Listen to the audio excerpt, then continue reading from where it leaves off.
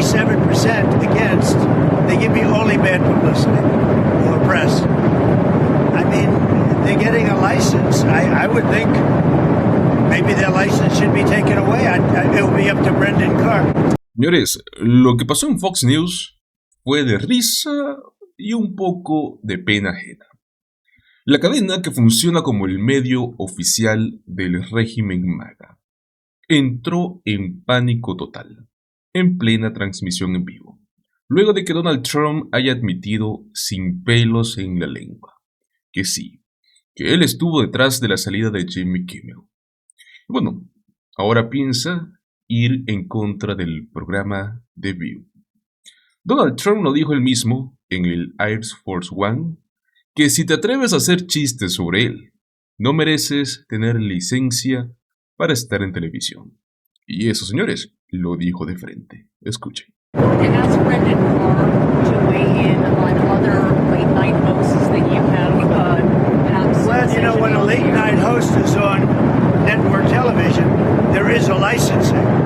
I'll give you an example. I read someplace that the networks were 97% against me. I get 97% negative, and yet I won, and easily. I won all 7 swing states, popular, I won everything.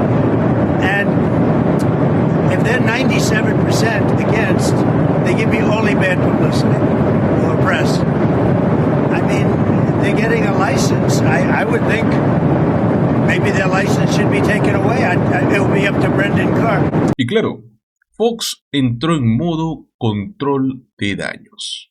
Vean cómo trataron de tapar esta confesión. Primero ponen a Brian Kilmeade, el mismo que alguna vez dijo que en televisión había que ejecutar a las personas sin hogar. Y ahora indignado, porque según él los comentarios de Kimmel fueron demasiado. Veamos esto. The point is that Kimmel's comments went way too far for some television executives. Not for me, not for you, but for them.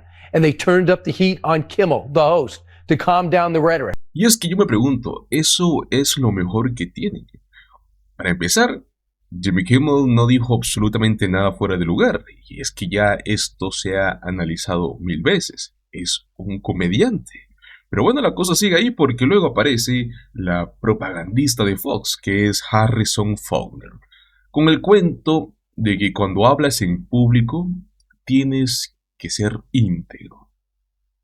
¿Realmente se atrevieron a decir la palabra íntegro? Los mismos que tuvieron que pagar casi $1,000 millones por mentir descaradamente sobre las elecciones del año 2020. Háganme el favor, escuchen. Well, and it's more speech, not less speech. I mean, you often hear me say that. It's because that's really what we want. We want an open market for speech. But speech comes with more than responsibility, more than accountability. It comes with the expectation that we'll have integrity when we use our speech. And so there should be consequences that are appropriate, you know, for the people who are affected by it. Like, you can't put the public in danger with your words. You can't incite things after an assassination. You can't vilify one side if it's not true. Like those types of things. But where we are right now is, I think, in a perilous position too. I don't want us to say that we can just shut each other down without some thought about that. But the FCC has kind of backed out of its role. It hasn't really been enforcing things the way that it had been when it was first in position to do so. That's one. And the other really is ABC only flexed. His ratings are down. CBS, this isn't their first rodeo. Remember the Justin Timberlake, Janet Jackson thing? They've learned some lessons with the broadcast side. You remember the wardrobe malfunction? So they know that this can cost money in the end. So I've been saying, look, they knew who they hired. Eventually he was going to step on a nail in the sidewalk and it was going to be bad. That's who he is on the air. I mean, he's lost his funny. Luego traen a Ari Fleischer, ex secretario de prensa de George Bush.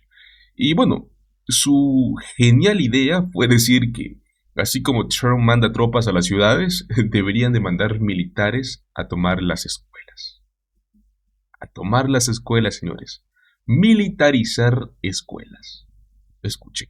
Excuse to fail. I mean, that's exactly what you heard here from Randy Weingarten. And this has been, unfortunately, for too many teachers, not all. There are wonderful teachers out there. But the teachers union has really led a movement in America to reward themselves and not focus on the basics for the kids. Now, in many instances, it's because a lot of kids just don't have parents who are involved in their educations. And it's very hard in a lot of places when you're just fighting to struggle to make a living, to be able to spend the time with your children to help them with the basics that they need in life. So there's so much going on here that has been a long-standing problem. But I wish that we had the ability, like President Trump is doing on the federal level, to send in the troops to fight crime. Can something like that be done on the school level? What can be done to fix these schools that are fundamentally, perpetually failing the same group of kids? We need takeovers of these places in addition to school choice. That's an incredible answer to this. I have not heard anybody say that. Después entra en escena el congresista MAGA Jason Smith, diciendo que los demócratas quieren el shutdown, el cierre de gobierno, porque intentan rescatar a las aseguradoras. O sea, los demócratas lo que buscan es evitar que la gente en los planes del Obamacare paguen el doble de primas ahora que expiran los créditos fiscales. Pero claro, Fox prefiere inventarse cuentos. Veamos esto. We'll pass the government funding out of the House of Representatives this week, send it over to the Senate, and we'll see. This is the same funding bill. The CR is the same funding bill of what Biden had, that Schumer voted for and Senate Democrats voted for just 4 to 5 months ago. For them to shut down government because they want to bail out health insurers, I don't believe that that's going to set well with the American people. ¿Y cómo no? Aparece Jesse Waters, diciendo que lo de Jimmy Kimmel es parte del show. Que si dices cosas racistas o poco éticas, te pasa eso.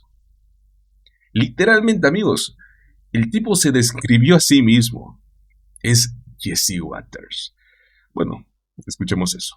They suspend a lot of people. A lot of people in this business get suspended when we say obnoxious things, racist, sexist, untrue things, unethical things. It's a high wire act, and sometimes we screw up, and he screwed up, so he got benched. Big deal. Sometimes the networks get it right, and sometimes they get it wrong. Sometimes they go too far, and sometimes they don't go far enough. Pero bueno, no se quedó ahí la cosa porque hasta Rob Schneider salió a hacer el ridículo. El mismo que se autoproclama absolutista de la libertad de expresión, ahora atacando a Kimmel y diciendo que mintió al público. ¿Mentir en qué? O sea, exactamente, ¿no? ¿A qué se refiere? ¿De qué habla? Parece más un burócrata fascista que un cómico. Veamos esto. Now, as you pointed to, Will, since the 1960s, you have to get a license to broadcast. This isn't Netflix. This isn't cable. This is broadcast TV. And when you have broadcast TV, you have to, the airwaves are owned by the public. And to get that license, you have to be in the interest, like you said, of the public. And so that's why when there's a news van parked in the white zone, they don't get a ticket because they are there to present news to inform the public in the public interest. So what happens is 25% originally was supposed to be the news to inform it, just to get that license. So when you absolutely lie to the public, then you are no longer in the public interest, like Jimmy Kimmel did the other night.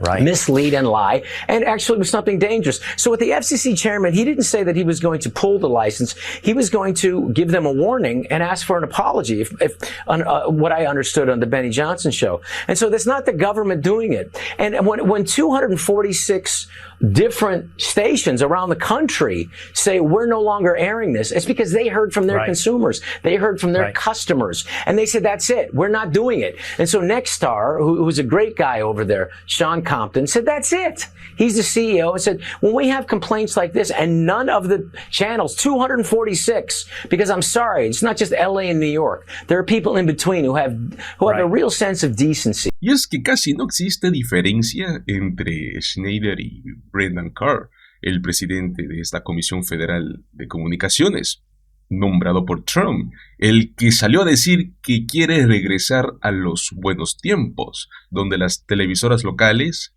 decidían qué se podía emitir. Traducción, censura pura.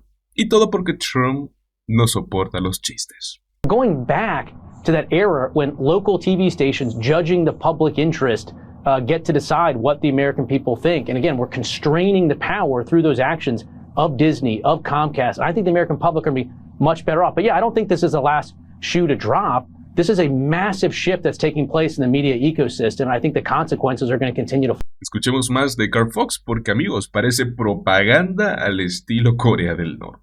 I have to follow up. I understand the mechanism, and that is, as you're suggesting, it comes from the bottom up. It comes from local affiliates up to the broadcast networks as to what content fits the public interest. But what do you suspect when you say it's not the last shoe to drop? I mean, coming out and onto those local airwaves from broadcast sources is morning programming. It's the nightly news where we saw something like we saw the other night from Matt Gutman at ABC. It is late night programming. So can you give us any insight? What are you talking about when you say not the last shoe to drop?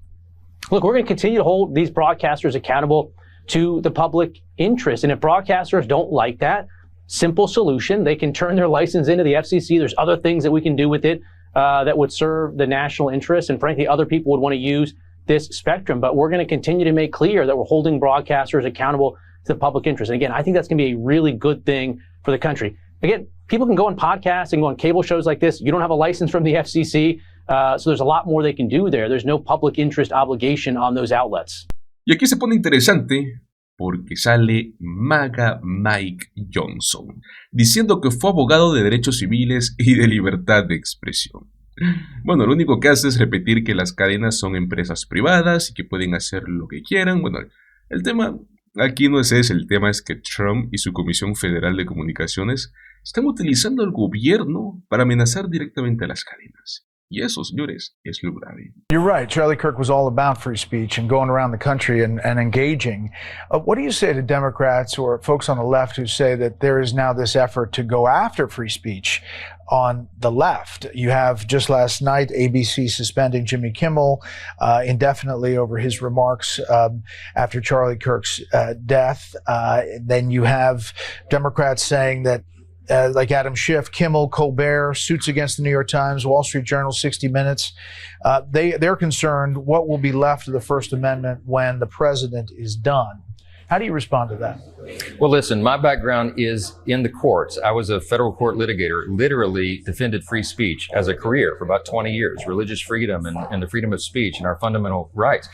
We have to jealously guard that, you know, and I think we are. ABC is a private company. You've heard a lot of consternation about private companies firing or reprimanding employees for going online and glorifying the tragic death of a young father and young husband, and it's detestable. So in the private employer space, you have all the right in the world to have standards for your company, standards for your broadcast brand, and you know, they get to make that decision. And I don't think that's a violation of the First Amendment. You don't have a First Amendment right to stay employed if you're going to engage in that kind of crazy action online. And in many cases, it really is inciting further violence. It's a serious problem. Y claro, al final Fox lleva al propio Trump. ¿Y qué responde cuando le preguntan si debería de unir al país? Culpar a Obama. Otra vez Obama, señores, ya parece disco rayado, ¿no? Todo porque no soportaron que hubiera un presidente de color. Es más, ahí es donde empezó el odio que ellos mismos están alimentando.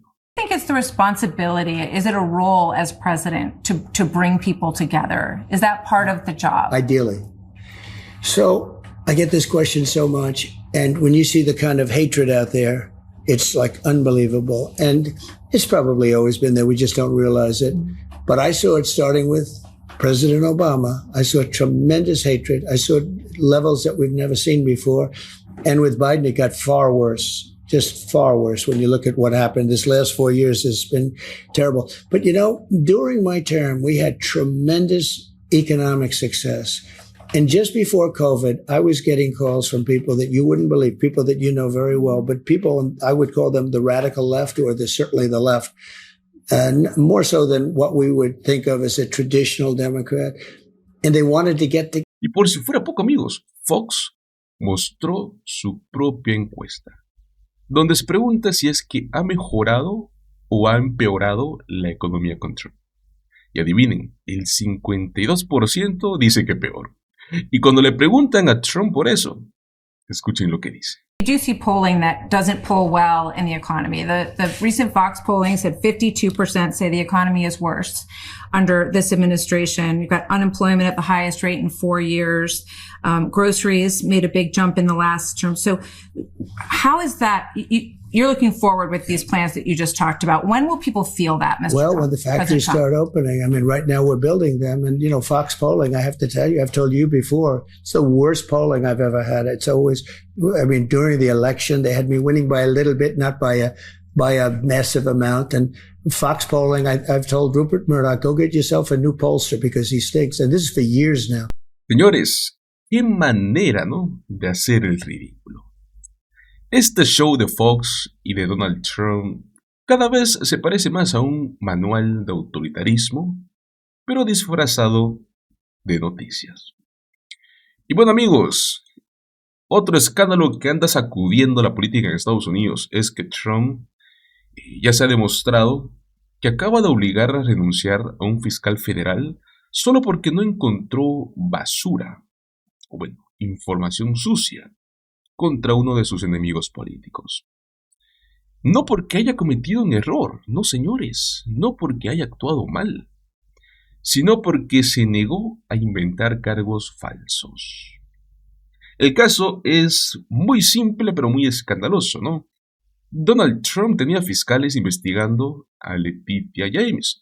Si es que no la recuerdan, es la fiscal general de Nueva York, la que lo derrotó en la corte por fraude civil. Bueno, pues pasaron meses investigando, entrevistaron testigos, gastaron recursos sin que encontraron nada, ni una pizca de evidencia.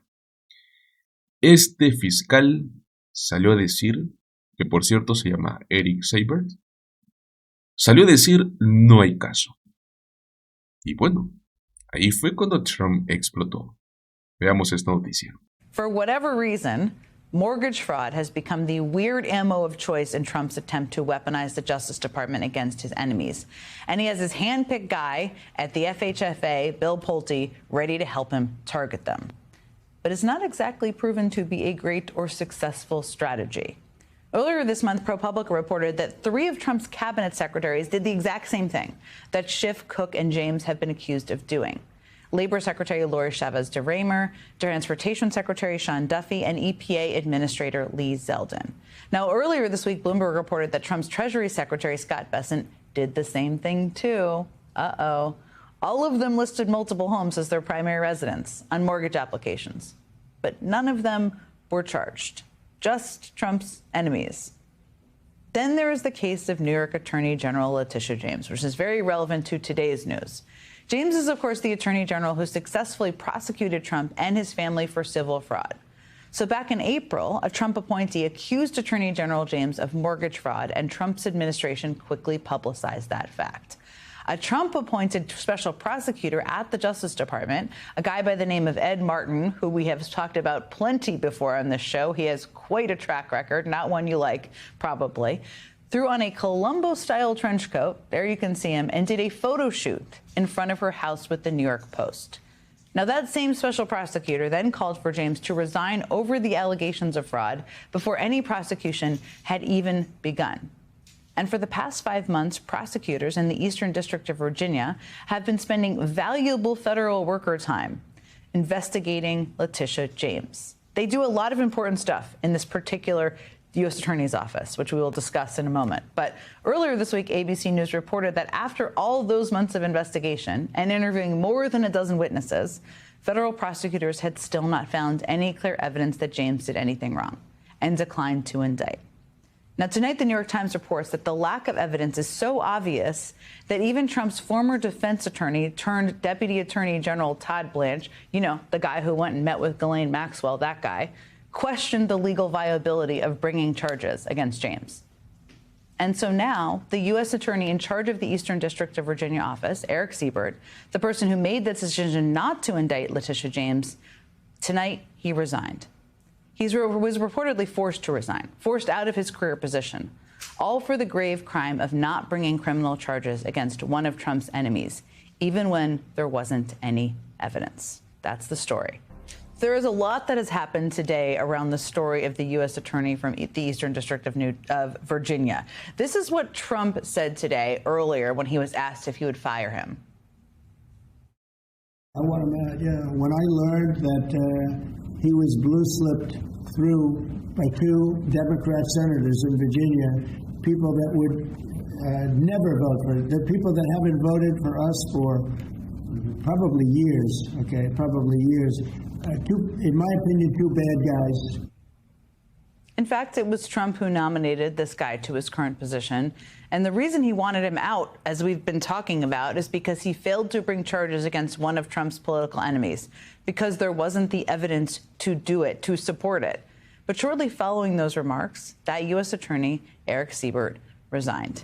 Now, joining me now is Democratic Senator from Virginia, Tim Kaine. Senator Kaine, thank you so much for being here. As you can tell, we're trying to piece together this story for people watching who are just tuning in. As I just played, I mean, Trump says that he wanted Siebert out because you and your colleague, Senator Mark Warner, blue-slipped him, which is a normal process. But we know from a range of reporting that it really looks like the real reason was because Siebert did not find anything to charge Letitia James with in this investigation and wouldn't move forward, as no U.S. attorney should. It seems to me, even with everything happening in this country, and there is a lot happening right now, that this is an enormous deal, that the president just forced out a federal prosecutor because he did not charge his political enemy. How big of a deal do you think everybody should see this as? Jen, this is a very big deal, and let me add to it. Senator Warner and I, we've had the same practice under President Obama, Trump term 1, President Biden, Trump term 2. When we have vacancies in the U.S. Attorney's Office, and we have 2 in Virginia, Eastern District and Western District, we have applicants interviewed by a panel of former U.S. attorneys, Democrat and Republican. They make recommendations to Senator Warner and me. We interview them, and then we send 2 names for any vacancy to the White House.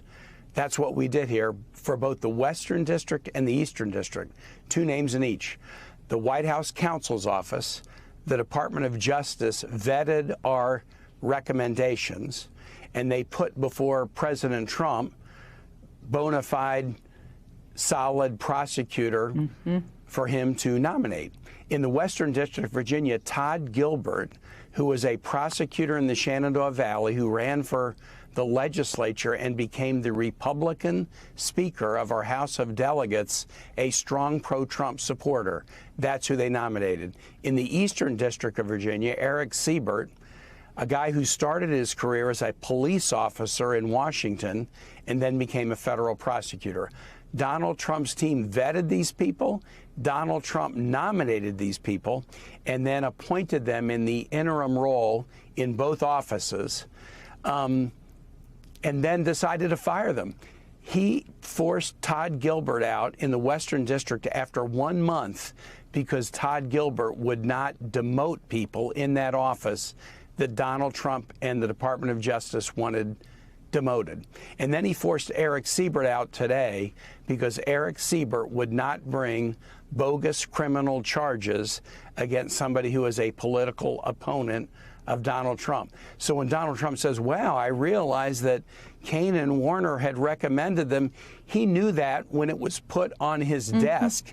So either he was asleep or, in my view, he decided these are good people, but he changed his mind when they wouldn't violate their oaths of office to do horrible things at his direction. That is such an important rundown of the process that I don't think everybody knows. That's how it happens, and every state does it differently. But that, as you just stated, is how it's done in Virginia. They selected these people, they chose them, they put them forward, and now here we are, because they did not do Trump's bidding in different ways. One of the things we've seen a incredibly troubling trend of is the elimination of people in different jobs, and then Trump nominating, or the Trump administration putting people in, even if it's in acting positions, people who are loyal to them, who will do what they want them to do. Do you have any sense, this is all a developing story, of who might be taking over Siebert's duties? And do you have any concern or knowledge of whether they are somebody who is going to stand up to Trump's effort to move forward on charges even without evidence from the office? Well, Jen, when President Trump pushes somebody out because they won't file bogus charges, you have to worry about what comes next. But this is a bigger deal than just the Eastern District of Virginia. In prosecutor world, the Southern District of New York and the Eastern District of Virginia are kind of viewed as maybe some of the most two critical federal court divisions in the United States. Why the Eastern District of Virginia? In the Eastern District, you have the Pentagon, the CIA, and most of the national security agencies. So cases dealing with the most sensitive national security, terrorism, and other cases tend to get brought in the Eastern District of Virginia. So putting somebody in who's a political hack, who's a political loyalist, rather than somebody who is an expert. Eric Siebert, again, started his career as a police officer and then went to law school and became a highly regarded, highly awarded federal prosecutor. He was the head of the criminal division in the Eastern District. He was the head of the Richmond division. He, this year, was key to major prosecutions on healthcare fraud and other key issues. But the problem is this guy's a pro and he's got a backbone and he's ethical, but he wouldn't go after Donald Trump's political enemies on trumped up charges. So the thought that Donald Trump will try to install somebody in this critical division that oversees national security and terrorism-related cases, who's a lapdog for the president rather than an independent prosecutor, is very scary. And that's why we are going to do everything we can to insist that the Senate maintain the blue slip process, whereby a president can't force people to be prosecutors in states without the consent of the home state senators. Do you think you have the power to do that in the case of the Trump administration and them putting people who are unqualified and political lackeys in jobs like this in other states, like, say, New Jersey? Una jugada clasista dentro del trumpismo. Disfrazar su abuso de poder con excusas baratas. Dice que el fiscal fue recomendado por demócratas, cuando bien sabemos que él mismo lo nombró. El verdadero motivo es obvio, ¿no? Eric Siebert, este fiscal, no quiso fabricar un caso contra Letitia James. Y eso a Donald Trump no le sirve. Para Trump, un fiscal solo es bueno si se comporta como su perro guardián, no como un funcionario independiente. Y aquí está el dato peligroso, ¿no? Porque el fiscal que Trump echó no era cualquier burócrata, amigos. Era el jefe de la oficina del Distrito Oeste de Virginia, una de las más importantes del país, una que maneja casos de seguridad nacional, terrorismo, fraudes gigantes. O sea, en otras palabras, Donald Trump nos está demostrando que está dispuesto a poner en riesgo hasta la seguridad del país, con tal de poder cumplir su vendetta, su venganza en contra de sus enemigos.